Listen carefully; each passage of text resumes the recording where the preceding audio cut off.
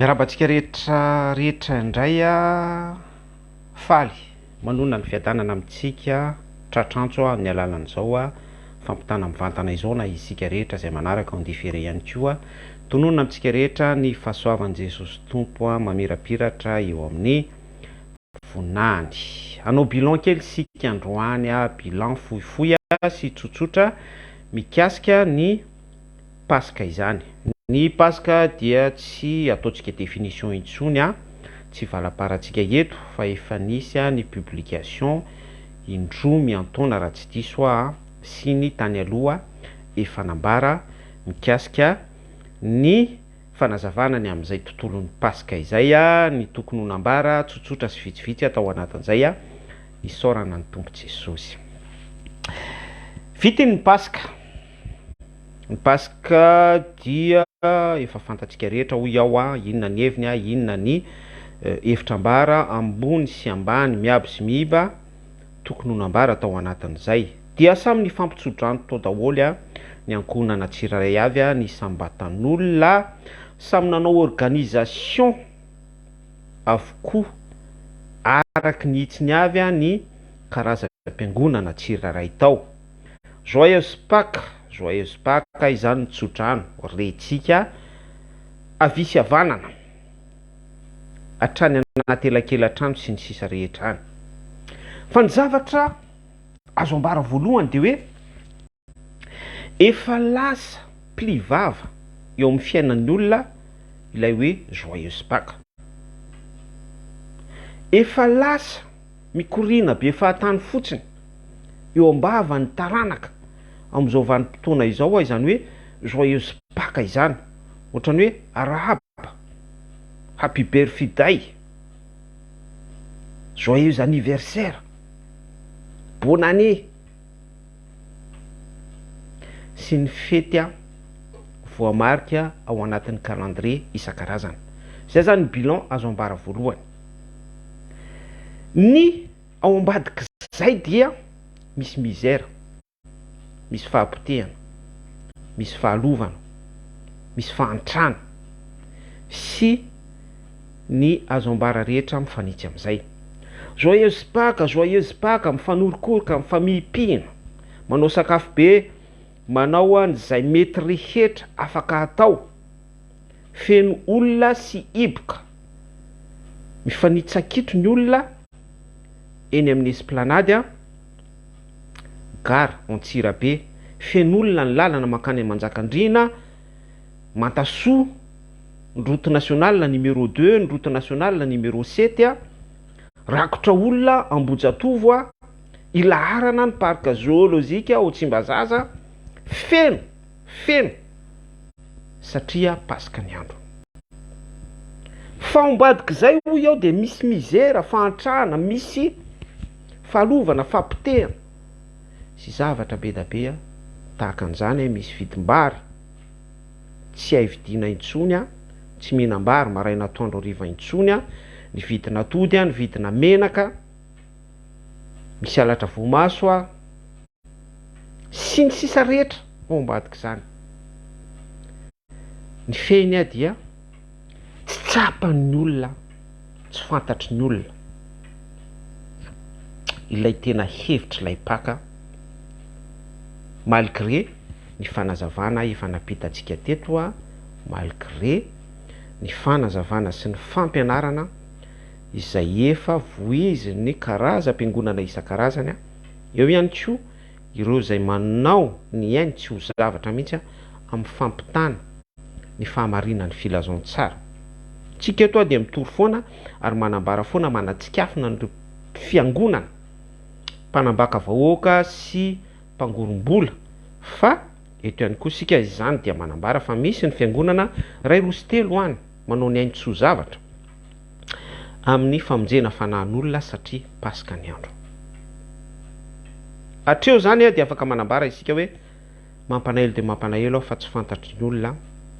ny hevitry ny Paska, fa ny Paska amin'ny olona dia resaka plivava, resaka occasion ahafahana mifety, resaka vanim-potoana ahafahana manadiny problème sy zavatra be da be isan-karazany toy izany fa tsy tsapan'ny olona fa ho faty ihany izy ao anatin'ny fahalalany sy ny tsy fahafantarana, ary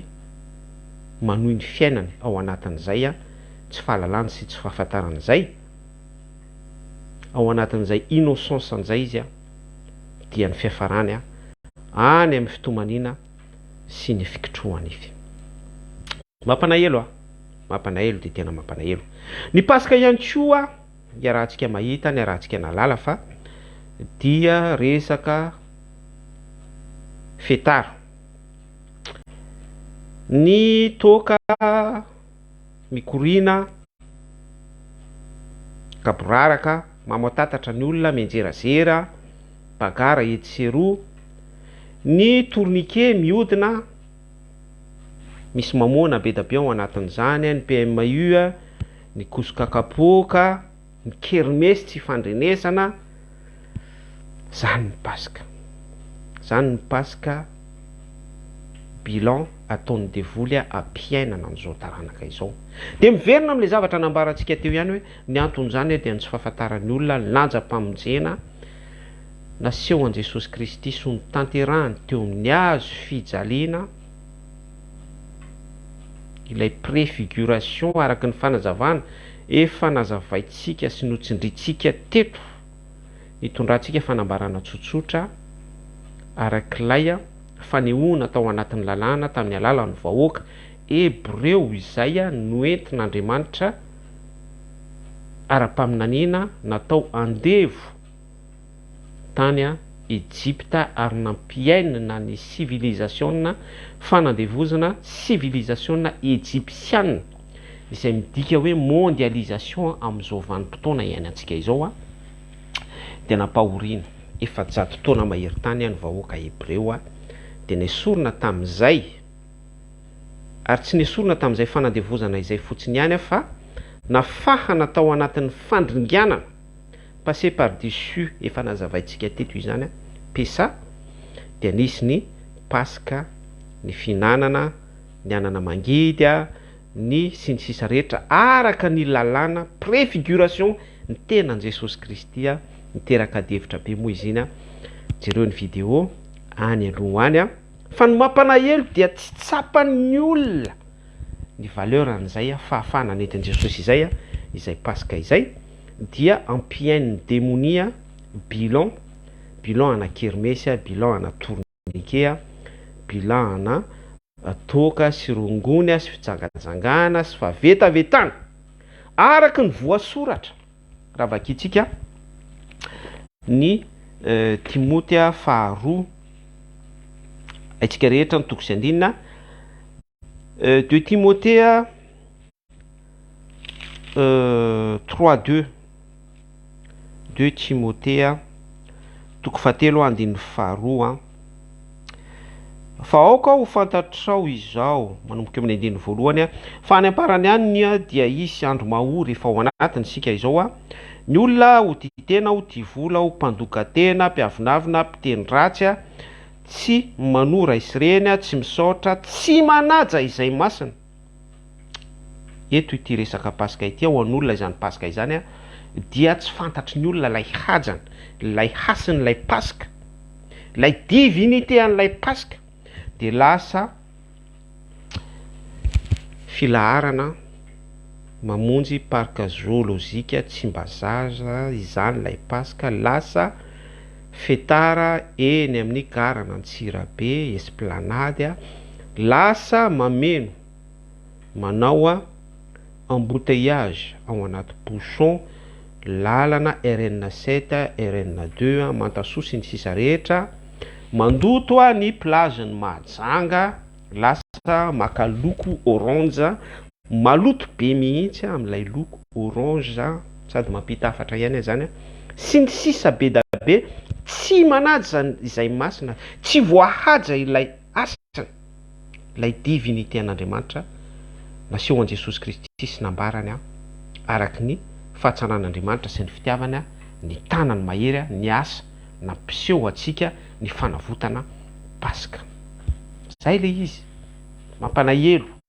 be da be no tsy micomprendre an'izany message ampitaitsika izany a be da be no tsy te handray an'izany zavatra ambaratsika izany fa mampita tsotra fotsiny ihany isika. Hatreo zany dia nambarantsika fa ny Pasika dia mplivava fotsiny ihany ho an'ny olona voafatotry io a 2 Timothée 3 io any zanak'olombelona efa voasoratra ao anatin'ny fantanterahany faminaniana isika tsy manaja izay masina ny olona satria tsy fantany valeran'ilay Pasika dia miaina œuf de Pâques izy a miaina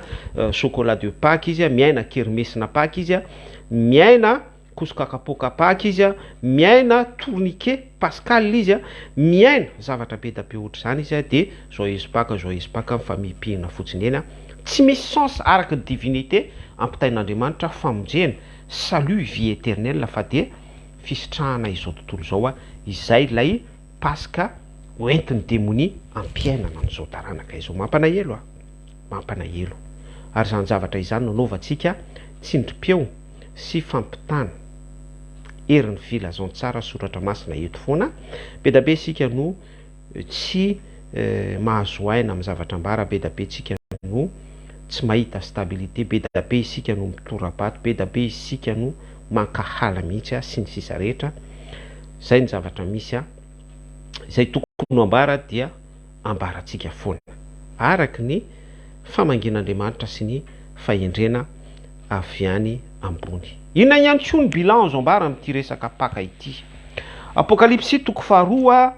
andin'ny fahasivy fiangonana Smirna cette église raha tsy diso izay a fakitsika vetivety zay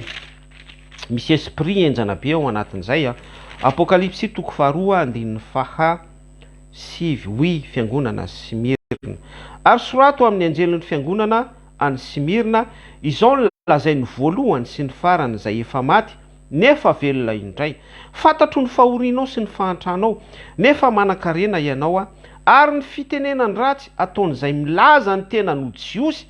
kanjo tsy izy a fa sinagogan'ny Satana. Ity esprit ty ihany koa dia atsikafonyity bilan pascal izay a resahantsika eto ity. Aza matahotra izay efa heretanao indro ny devola efa nao ny sasany aminareo a ao an-tranomaizina mba ho vaza toetra ianareo a ary ampahoriana afoloana aoka matoky hatramin'ny fahafatesana ianao teo mekonao satroponinahitry ny fiainana izay manantsofina aoka izy iaino izay lazain'ny fanahy amin'ny fiangonana izay maresy a dia tsy hosimbain'ny fahafatesana faharoa. Fa ny tena intéressant eto amin'ity pejy ity fanambarany jaona ity fampahitana nomeny Jesosy Kristy nomeny ny apôstôly Jaona ity ho an'ny fiangonana Smirna fa esprit ny tena asongadin'ny soratra masina eto ato amin'ity apocalypse toko faharoa andin'ny fahasivy ity de ilay hoe milaza ny tena no jiosy kanjo tsy izy fa sinagogan'ny Satana. Amin'ity Pasika ity ihany koa dia dévolen'ny démonie mihitsy asongadin'ny zava-misy araky ny divinité herin'ny fanavotana Pasika tanan'Andriamanitra miasa fa be da be mihitsy ny esprit sinagogan'ny Satana atsikafonyity Pasika ity. Ny zavatra misy mantsy dia izao mitsikafona ny agent Satana sy ilay esprit démonie Pasika ny andro. Rehefa Pasika ny andro a dia tian'ny olona midiscuter hoe zao ny tena Pasika tena izy. Ny Pasika kristiana tsy izy fa ny Pasika jiosy no izy. Efa nazavaintsika teto fa tsy misy Pasika kristiana sy Pasika jiosy zany anankiray ihany ny Pasika ny Jehova. Ary nanomboka tany amin'ny famoahana ny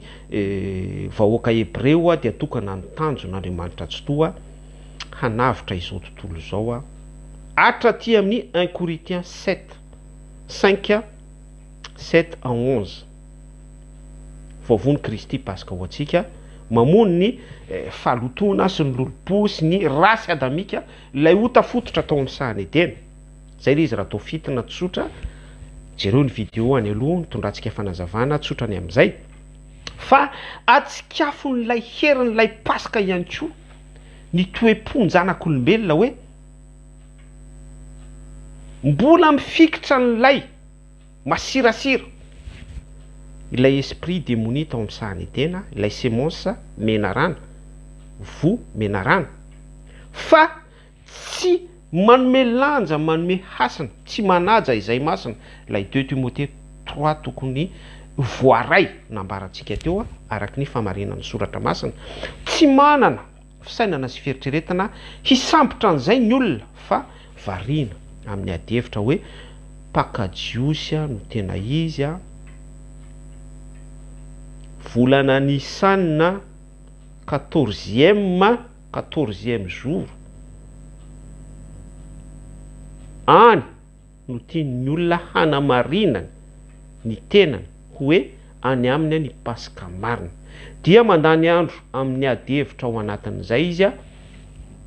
samborin'ny olona avokoa ny koltora jiosy, ny fomba jiosy, ny daty nanavotana ny jiosy, ny fombafomba jiosy rehetra, ny fanekena nandidian'Andriamanitra tsy toy ny firenena jiosy, ary nametrahan'Andriamanitra tsy toy lalàna mandrakizay ho an'ny vahoaka hebreo hoe tandremanareo tsy maintsy ary ao amin'ny lalam-pitandremana fatratra ho anareo sy ny taranankareo, satria izay ilay fifanekena ao anatin'ny alliance, lien éternel, ny faneken'Andriamanitra tamin'ny vahoaka jiosy. Dia ny soratra masina moa manambara hoe avy amin'ny jiosy ny famonjena, dia ny mpihinanam-bolony rehetra, je suis juif, je suis israélite, je suis hébreu. Izao dia jiosy milaza ny tena ny jiosy. Apokalipsy 2:27, kanjo tsy izy fa sinagogan'ny Satana. Dia samborina daholo ny koltora jiosy, samborina ny fitafy jiosy, samborina ny tora jiosy, samborina ny fanekena jiosy, samborina izay rehetra identité ana jiosy, izay ihany koa no bilan azontsika ambara amin'ity resaka Pasika ity. Teo jiosy daholo ihany malagasy, teo jiosy daholo ny religion amin'izao vanim-potoana iresantsika izao, ary be da be mihitsy no mifikitra esprit babyloniana, dia manao izy fitafiana jiosy, ny talita sy ny sisa rehetra, ny kipa hatrany hatramin'ny ceinture sy izay rehetra ahafahana mampiseho hoe manana ny identité jiosy izy, satria ny soratra masina ny teny hoe avy amin'ny jiosy ny famonjena. Fantatro ny fahorianao, ianao lay milaza ny tenany ho jiosy, kanjo tsy izy fa sinagogan'ny Satana. Enjana zany zavatra rehetrarehetra izany manatsikafina ny falototsika, manatsikafina ny fahasimbatsika, ny fahalovantsika. Zany hoe ao anatin'ilay herin'ilay Pasika, ilay divinité an'ilay Pasika, dia voasaraka mazava tsara ny mpino mitafy fahamarinana sy ny mpino mpilaza ny tenany jiosy, ny mpino tsy mpanaja izay masina, ny mpino mpanao plivava, ny mpino mbola miaina ny rafitra babyloniana izao tontolo izao. Lasa souvenir sisa ilay Pasika, lasa hoe isa-taona dia mankalaza Pasika, atao isan-kalahady, ny dady tsy maintsy lahady, dia lasa souvenir hoe après ny weekend pascal dia misy ny lundi de Pâques, dia lasa zavatra routine ohatran'izany sisa ilay Pasika. Or nefa tsy izany no antony nanombohan'i Jesosy Kristy ny tenany teo amin'ny hazo fijaliana sy nandatsahany rany. Tsy resaka souvenir, tsy resaka commémoration, tsy resaka ihany koa latabatry ny tompo fandraisana, tsy resaka zany, fa mila voaray atsika ny hefim-panahy ambadik'ilay Pasika ao anatin'izay ny momba izay, ary miaraka amin'izay dia voaombo miaraka amin'i Jesosy Kristy eo amin'ny hazo fijaliana ny fahotantsika, miara-mitsangana amin'ny vonaina amin'ny fananganany ray araka ny romanina toko fahenina dia izay no fahombiazana tanteraka amintsika ilay pasika. Tsy mijanona fotsiny hoe Kristy maty voaombo 1 Corinthiens toko 5:7 fa mitohy hatrany amin'ny fitsanganana. Romanina toko fahenina zay izy vao pasika tena tanteraka amintsika dia izay zavatra izay no mila tanteraka amintsika pino, izay zavatra izay no mila voaray atsika pino, izay fahamarinana izay no fahamarinana tokony ho fiainatsika pino, izay vao pasika biblika sy amin'ny fanahy sy fahamarinana mpandresy miaraka amin'ny Jesosy Kristy, afaka mamakivaky ny lohasaha aliko ny fahafatesana isika. Témoignage-ny David araka ny mpanao salamo, tsy ampaninona tsika izany tahaka ny témoignage sy ny expérience ny ainany vahoaka Hébreo teo ambany fanandevozan'ny vahoaka firenena Egyptiana tamin'ny alalan'ny Farao. Amen. Tsy fantatro na tsapanao lanjany zany zavatra ampitaitsika izany ampitain'ny soratra masina amiko sy aminao izany hoe inona marina ny tena lanjan'ny pasika, sady mbola ho avy indray ny eritaona manaraka dia hanao souvenir indray sika, hanao fankalazana ohatry ny mankalaza 26 juin routine sy plivava hoe joyeuse Pâques araka ny bilan nataotsika fintina teo, mbola ho mamatantatra, mbola hiaina tourniquet sy kermesy, hiaina tsodrano plivava, hiaina œuf de Pâques sy ny zavatra ohatran'izany, hilaza ny tena nojiosy hisisika sy hanao beloha amin'izany. Tsy misy famonjena ao anatin'izany, tsy misy famonjena ao anatin'izany. Ninona ataotsika eo na fidirana voalohany azy hatramin'ny fidirana faharoa, fidirana fahatelo miresaka amin'ireo mega church be da be sy mpanao miracle zany, ninona fihetsiketsehana ataonareo, ninona karazana manifestation ataotsika eo manjeranjeram-pino sy ny sisa rehetra, fa raha tsy mihinana n'lay mofo pasika tenan Jesosy Kristy sy lay divay raha Jesosy Kristy isika image ny Saint Esprit, raha tsy marina sy mipaka any amin'ny gène sy ny ADN atsika any amin'ny cellule atsika rehetra, ny herin'izay pasika tao amin'ny efitra ambony fahamarinana nampinanan Jesosy Kristy ny mpianatra izay tsy misy famonjena voaray anao.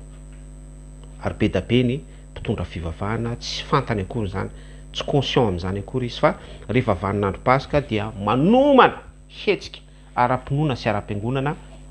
mahery be sy matanjaka be izy miaraka amin'ny mpihira ohatra hoe Rija Rasolo Ndaibe na Joseph Dafy, mialatsiny amin'ilay anarana voatonona sy ny sisa rehetra dia mitehaka sy mandindihy menjeranjera ao am-piangonana, manao rolady sy ny sisa rehetra, galipette, miaraka amin'izay dia hoe pasika an' Jehova ilay culte, fa tsy nisy nihinana n'lay tenan Jesosy Kristy sy nisotro an'ilay divay rahan Jesosy Kristy, izay mihinana nofoko sy misotro ny rahako no manana ny fiainana mandrakizay. Tsy ny goûter an'izany akory ny mpino, lay mpitondra fivavahana raha tsy ny goûter an'izany akory, fa falifaly fotsiny izy hoe fidirana voalohany, fidirana faharoa, matavy ny rakotra, ao tsara ny valopy, ny chiffre d'affaires miakatra sy ny sisa rehetra, efa tsindrom-paingitra fambarantsika eto foana moa izay. Farany dia farany amezatsika an'izay rehetrarehetra izay 1 Corinthiens 5:7 vovon'ny Kristy pasika ho antsika, tsy izay ny zavatra misy fa misy ankohonana fitaratra izay mpitondra izao firenena izao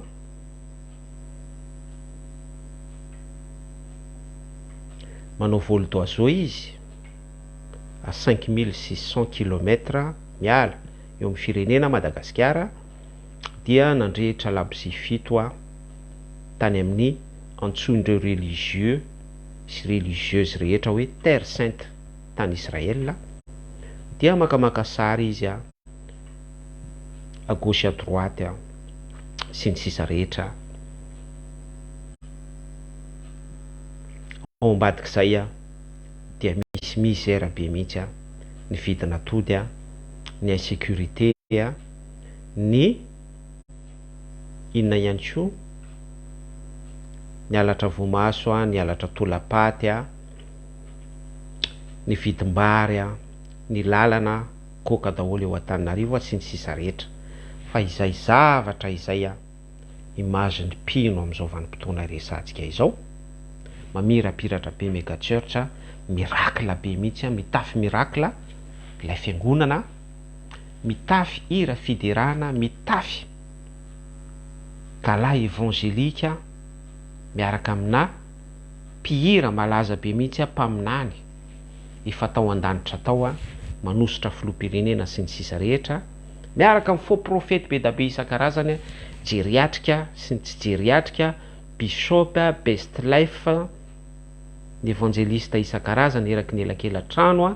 ny menaka ositra, moara, ny tandrokosy, ny tandrokomby sy ny sisa rehetra, majika foa fa ombadika le ao am-pon'ilay mpino, ny ao am-pon'ilay fiangonana, ny ao am-pon'ilay mpitondra fiangonana, misère totale, fantrana. Izany lay bilan atsikafony herin'ny Paska, atsikafonyilay divinité an'ilay Paska tenan Jesosy Kristy, ny rahan Jesosy Kristy natolony teo amin'ny hazo fijaliana. Tsy compatible amin'ny fiangonana, tsy compatible amin'ny olona, tsy compatible amin'izao taranaka izao a, tsy compatible amin'izay tsy vonina ibebaka, tsy afaka mitoetra